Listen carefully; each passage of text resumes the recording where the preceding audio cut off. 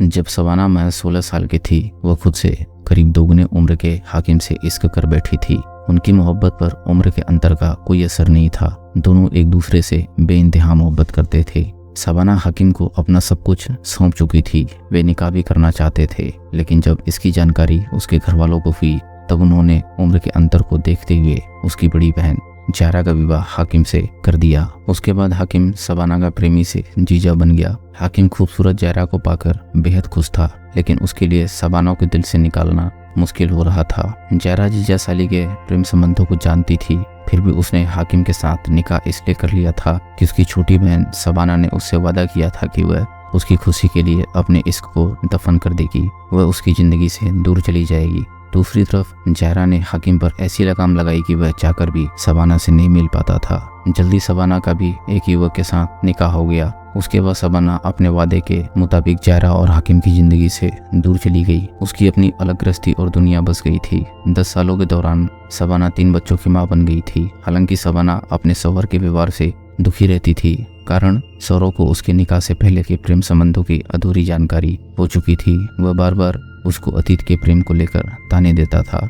जब भी किसी घरेलू मसले पर विवाद होता, तब बहस के दौरान कई बार उसने गुस्से में कह दिया था कि वह अपने प्रेमी हाकिम के पास ही चली जाए। पति की आवाज़ शबाना को न केवल चुभ जाती थी, बल्कि इससे उसकी पुरानी मोहब्बत की यादें भी ताजा हो जाती थीं। वह एकदम से तिलमिला जाती थी। बार बार की इस चिक से उसने एक दिन शौहर से अलग रहने का निर्णय ले लिया और अपनी 10 साल की बेटी के साथ अलग रहने लगी।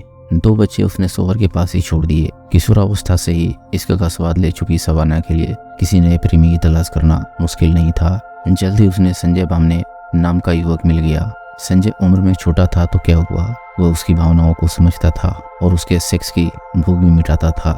जल्द ही संजय भी खुद से बड़ी उम्र की प्रेमिका को जी जान से प्यार करने लगा। अपना घर छोड़कर बगैर शादी किए हुए शबाना के साथ रामनगर मल्टी में किराए के मकान में रहने लगा था। कुछ समय तक संजय और शबाना के बीच लिव इन की मधुरता बनी रही, लेकिन उनके रिश्ते में खटास तब आई जब शबाना का पूर्व प्रेमी यानी उसका जीजा हाकिम उसकी जिंदगी में वापस आ गया। दरअसल हाकिम ने जायरा से निकाह करना इसलिए स्वीकार कर लिया था क्योंकि तब उसे लगा था कि शबाना उससे पहले की तरह ही मिलती जुलती रहेगी, लेकिन ऐसा नहीं होने पर हाकिम उसकी याद में बेचैन हो गया। जब उसे शबाना के अकेले रहने के बारे में मालूम हुआ, तब उसने उससे मिलने की योजना बना ली।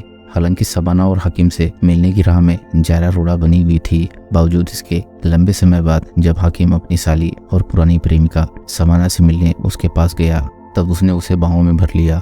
उसने हाकिम की खूब आवभगत की, उसकी खिदमतदारी में कोई कोर कसर नहीं रहने दी। उनका अधूरा मोहब्बतनामा फिर से लिखा जाने लगा, लेकिन इसकी जानकारी भी संजय को जल्दी हो गई। शबाना अब 2 प्रेमियों के साथ लिव इन में रह रही थी, लेकिन लंबे समय तक इस तरह रहना आसान नहीं था। संजय ही शबाना के घरेलू खर्च और उसकी बेटी के पालन पोषण का जिम्मा उठाए हुए था। संजय को यह बात पता चल गई थी कि शबाना के पास उसका जीजा हाकिम भी आता है, इसलिए उसने शबाना से साफ साफ कह दिया कि अपने घर में किसी दूसरे मर्द को वह नहीं देखना चाहता। इस पर शबाना ने रिश्ते की बात कहकर वह कुछ समय तक संजय को बहला दिया। फिर भी संजय ने हिदायत दी कि उसके नाजुक रिश्ते में किसी की दखलंदाजी नहीं होनी चाहिए। यदि ऐसा होता रहा तो वह हरगिज बर्दाश्त नहीं करेगा। संजय की सख्ती और फरमानों को लेकर शबाना उससे नाराज रहने लगी। संजय की एक बुरी आदत शराब पीने की थी। शबाना उसे हमेशा कहती थी वह घर में शराब न पिए, उसकी बड़ी हो रही बेटी भी साथ में रहती है, उस पर बुरा असर पड़ेगा। जब से संजय और शबाना के बीच हाकिम को लेकर मतभेद उभरे थे, तब से संजय की शराब पीने की आदत बढ़ गई थी। बाहर तो पीता ही था, रात में भी घर आकर भी बोतल खोल लेता था। एक दिन तो संजय ने हद ही कर दी। शराब पीकर आया और आते ही शबाना का गुस्सा उसकी बेटी पर निकालने लगा। उसे बुरी तरह से डांटने फटकारने लगा, उसके पकाए खाने में कमियां निकालने लगा। जब शबाना ने इसका विरोध किया और कहा कि वह ऐसा न करे, तब संजय ने उस पर हाथ उठा दिया। उस रोज संजय ने माँ बेटी दोनों की शराब के नशे में पिटाई कर दी।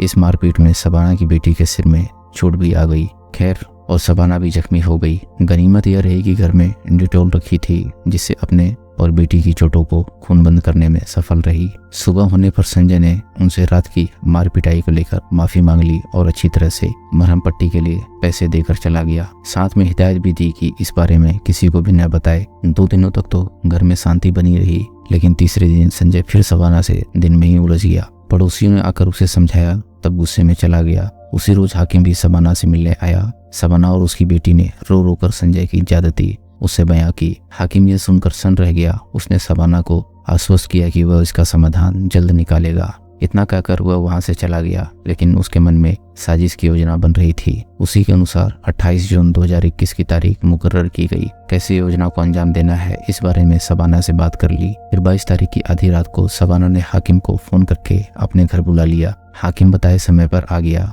फिर उसने गहरी नींद में सो रहे संजय के सिर पर मसाला पीसने वाला सिलबट्टा दे मारा। सिलबट्टे के हमले से संजय बेहोश हो गया। फिर हाकिम और शबाना ने मिलकर उसके गले को सर्जिकल ब्लेड से काट डाला। वह ब्लेड हाकिम अपने साथ लेकर आया था। संजय की हत्या के बाद सुबह के 4 बजे हाकिम ने संजय की लाश पहले अच्छी तरह चादर में लपेटी, फिर चटाई में बांधकर पास के चीरा खदन तालाब में फेंक आया। घर पर शबाना ने घर में बिखरे खून के धब्बे साफ किए। अगले रोज 29 जून 2021 को पुलिस ने तालाब से संजय की लाश बरामद कर ली। इस हत्याकांड की जांच पूरी होने के बाद हाकिम और शबाना पर हत्या एवं सबूत मिटाने की धाराएं लगाकर फाइल तैयार कर ली गई। जांचकर्ता पुलिस ने उन्हें कोर्ट में पेश किया। वहां से उन्हें अपराध का दोष साबित होने तक न्यायिक हिरासत में भेज दिया गया। दोस्तों, अगर आपको कहानी पसंद आ रही हो तो वीडियो को लाइक करें और चैनल को सब्सक्राइब करें। हम ऐसी मजेदार कहानियां आपके लिए लाते रहेंगे।